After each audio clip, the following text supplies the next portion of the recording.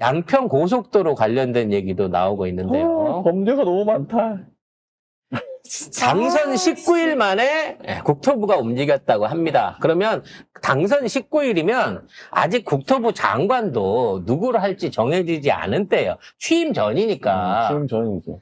취임 전부터 미리 움직였다는 거야. 그래서 이게 결과적으로 원희룡이 국토부 장관이 되고 이걸 이어받은 거 보면 원희룡이 이거를 해주는 조건으로 내지는 이거를 해야 된다고 하는 걸 알고서 국토부 장관에 내정이 됐고 그래서 아직 장관도 없는 상황에서 이 무리한 프로젝트가 시작된 게 아닌가 싶어요. 누굴 위해서? 김건희 모친과 집안 땅들을 위해서.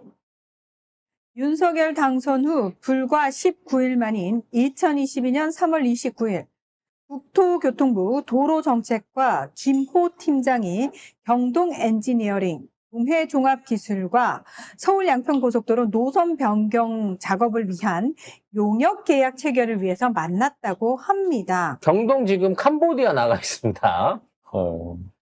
자, 이 김호 팀장은 용역 업체에게 기존 양서면 종점 노선 대신 강상면을 종점으로 하는 새 노선을 최종 노선으로 제시하면 용역 계약 수행의 편의를 봐주겠다고 제안을 했다고 합니다. 즉 아무도 얘기하지 않는 종점 변경안을 갖고 오면 니네한테 고속도로 용역 전체를 다 풀 패키지로 새로 맡겨준다고 한 거예요. 그래서 어디로 할까요? 라고 하는 것도 사전에 고지를 해줬겠죠. 요 강상면으로 가야 된다. 요 노선으로 해갖고 그림을 한번 짜봐라. 라고 얘기를 하니까 그리면서도 얘들이 의아했던 거야. 아이씨, 이렇게 가면 다리도 많이 나야 되고, 도로도 휘어지는 데다가 교통량 소화에도 문제가 많은데 라고 하면서 자꾸 문의를 했겠죠. 그러니까 이게 되자마자 이걸 했다는 거잖아요. 아니, 이때 그러면- 아직도 문재인 정부예요. 그러니까. 근데 얘들은 와. 그걸 너무 기다렸나 봐. 야, 되자마자 이거 빨리 해야 된다. 이렇게 생각했나 봐, 진짜. 이게 제일 급하다고 생각했나? 왜냐면 생각해보면 그때 다음에 한 달 뒤에 저기 선거 있잖아요. 지방선거. 그러니까 그 전에 빨리 해결해야 되는 거였어. 결론은 이런 걸 거예요. 애초에 강상면을 연결을 해갖고 이게 나중에 저기 강남의 그 헌인마을까지 연결이 됩니다. 요 진입로가 나중에 도로를 타고 그쪽까지 연결되는 구조를 만들어 갖고 있었기 때문에 애초에 양쪽을 다 동시에 진행시키려고 했었는데 문재인 정부 때는 자기들 마음대로 잘 안 됐던 거야. 그렇지. 그래서 정부가 바뀌자마자 최우선 사업으로 이거를 밀어붙여야 되는데 성격이 급한 거지. 장관이라도 해놓고 있으면 티가 덜 났을 건데 아직 인수위 차원에서 이 사업을 시킨 거란 말이에요. 애초에 인수위 자체가 이 김건희 사업을 도와주기 위해서 이 지랄을 하고 있었다는 거야. 인수위 자체 안에 구성 여력이. 그랬으니 애초에 시발점부터 윤건희 정권은 모든 거를 자기 가족들의 사익을 하기 위한 용도로 기획했고 구성했고 그런 일을 할 놈들만 뽑은 거예요. 그러니까 윤석열 정권 하에 복무했던 어떠한 공무원들, 고위 공무원들 또는 낙하산들도 따져놓고 보면 다 김건희나 윤석열의 이득에 복무해야 된다는 거를 알고 그 자리를 받은 놈들이라고. 다 범죄자들이다. 한 놈도 남겨두면 안 돼요. 지금 버티기하고 낙하산 타고 들어와갖고 안 나가고 임기 해달라고 버티기하는 이 새끼들 전부 다 뒤져가지고 전부 다 네 도대체 뭐 했어? 네 임기 동안 3년 동안 윤석열 김건희가 너 뭐 시키더나 라고 하는 거를 내부적으로 감사를 해야 돼요. 그 밑에 있는 직원들은 알고 있을 거야. 이런 말도 안 되는 이상한 명령을 내리고 결국 이 명령을 시행하면서 근데 하다 보니 여기에 건이 땅이 있네요. 요거 알게 된 직원들 많이 있었을 거거든. 각 부처별로 뭐 보건복지부부터 시작을 해갖고 뭐 문화체육관광부 땅만 있는 게 아니었지. 그때 다야. 아직 도로도 없는데 휴게소부터 휴게소부터 지었잖아요. 다 완공을 해놓고 있었다는 그러니까. 거지. 그게 되게 급했어.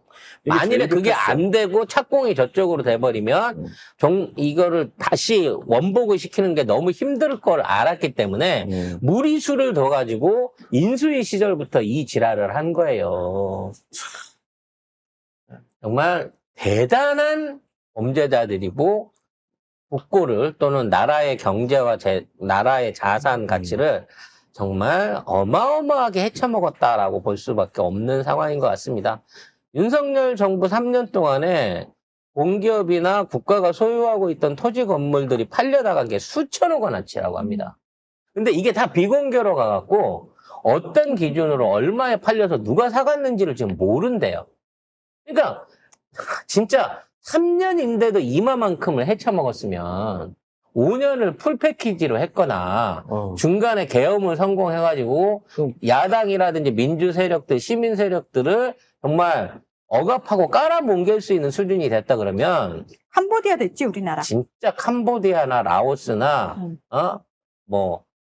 아프리카 소국 같은 그런 나라 될 뻔했어요. 그렇게 해서 나라를 쪽쪽 빨아먹고 대한민국을 경쟁력 없이 만든 다음에 지들은 해외에 보피시켜둔 돈 찾으러 해외로 떠버렸을 겁니다. 이 나라가 북한에 침공을 받든지 중공한테 침공을 받든지 소련한테 침공을 당하든지 그건 상관없고 일본을 먹히게 하는 거지 또. 근본적으로 언젠가는 자기들이 이 나라를 뜰 거기 때문에 자기들을 추적 못하게 하려고 하면 대한민국을 먹는 조건으로 자기들을 안 건들 국가에다가 대한민국을 팔아먹으려고 한 거예요, 이 새끼들은. 그런 와중에 김용현은 쿠데타만 1차로 성공해봐봐. 12 쿠데타만 되면 내가 이 새끼들 쓸어버리고 다시 내가 이 나라 최고가 되어야지 라는 생각으로 노상원과 김용현이 2차 쿠데타까지 준비를 했었던 상황이 저는 조만간 밝혀질 거라고 생각합니다. 이나나 씨한테 윤석열, 김건희 사진은 안 보여줬다잖아요. 김용현만 보여줬다잖아. 이 사람이 최고가 될 건데 이 사람이 나 배신할 건가 아닌가. 만일에 이번 내란을 통해 김건희, 윤석열을 호위하기 위한 쿠데타였으면 걔네들 사진을 갖고 물어봤을 거예요. 사주를 갖고. 내가 이 사람들하고 큰일 하려고 하는데 성공하겠어? 이 사람들이 나 지켜주겠어? 라고 물어봤을 거라는 거지, 노상원이. 이나나 씨가 과연 김건희, 윤석열, 김용현을 놓고 어떻게 판단을 했고 뭐라고 조언을 했는지 그 입만 열리면 아주 볼만한 싸움이 일어날 것으로 생각을 합니다.